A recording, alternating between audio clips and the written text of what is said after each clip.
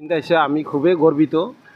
কিন্তু তেনে করে তো দেখা পাইছোঁ যে আমি আমার গৌরীপুরের রজা লালজি বড়ুয়ার সুকন্যা পদ্মশ্রী প্রতিমা পাণ্ডে বড়ুয়ার মূর্তির ওচৰত অসম চৰকাৰৰ আবকাৰী বিভাগে যি ধৰণে সুৰাৰ বিপণী যোগান ধৰি এই গোৱালপাৰা সংগীতৰ বিশ্বত প্ৰতিষ্ঠিত কৰাৰ বাবে যি অৰিহণা যোগাইছে তেওঁক যিদৰে অপমান কৰা হৈছে সেয়া আমাৰ গৌৰীপুৰবাসীৰ লগতে গোৱালপাৰা সাংস্কৃতিক সংগীত জগতৰ বাবে এক কলা অধ্যায়। গতিকে মই আপোনালোকক যদি অসম চৰকাৰৰ আবকাৰী বিভাগক জনাব বিচাৰিছোঁ যে অতি সোনকালে উক্ত সুৰাৰ বিপণীখন মানে আমাৰ গৌৰীপুৰ পাব্লিক লাইব্ৰেৰীৰ ওচৰত থকা প্ৰতিমা পাণ্ডে বড়ুৱা প্ৰতিমূৰ্তিৰ লগতে যিখন সুৰাৰ বিপণী আছে সেই বিপণীখন অতি সোনকালে ইয়াৰ পৰা স্থানান্তৰিত কৰিব লাগে। আমি বন্ধ কৰিব বিচৰা নাই যে ইয়াৰ পৰা স্থানান্তৰিত কৰিব লাগে।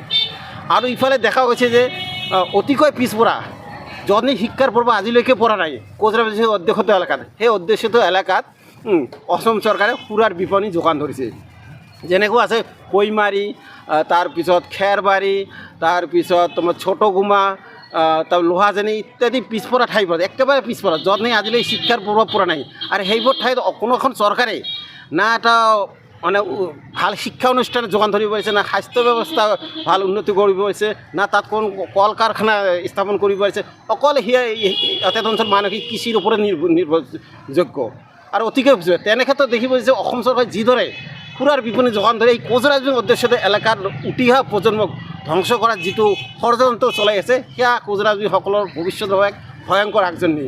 গতিকে আপোনালোকৰ যদি আমি আমাৰ মাননীয় মুখ্যমন্ত্ৰী আহ্বান আছে অতি শীঘ্ৰ উক্ত 4খন সুৰাৰ বিপণী আমাৰ উক্ত কোচৰাজবং অধ্যুষিত এলেকাৰ পৰা আন ঠাইলৈ স্থানান্তৰিত কৰিব লাগে। আমি বন্ধ কৰিব বিচৰা নাই, সেইবোৰ আন ঠাইলৈ স্থানান্তৰিত যি স্থানান্তৰিত কৰা যি জেগা নাপায় মই ইয়াতে আপোনালোকে কৈ সেই স্থানান্তৰিত ঠাইবোৰ হ'ল যেনেকৈ ধৰক আপোনাৰ বিজয়নগৰ, গুৱাহাটী পৰা বিজয়নগৰ, ছয়গাঁও, ৰামপুৰ সেইবোৰ ইণ্ডাষ্ট্ৰিয়েল এৰিয়া 1 মিনিটত কোটি কোটি টকা লেন ধৰে। কিন্তু ইমান ডাঙৰ এটা ঠাইত অকল এটাহে ৱাইন শ্বপ, মন আচৰিত কথা এটা ৱাইন শ্বপ। তাৰমানে মুখ্যমন্ত্ৰী মহোদয় ডাঙৰে সিহঁতে নিজৰ মানে ঘৰৰ ওচৰে পাঁজৰে যিবোৰ ঠাই সেইবোৰ ঠাই মজাই বনাব খোজা নাই, অকল ধুবুৰী জিলা কোচৰাজবং টাৰ্গেট কৰি লৈছে।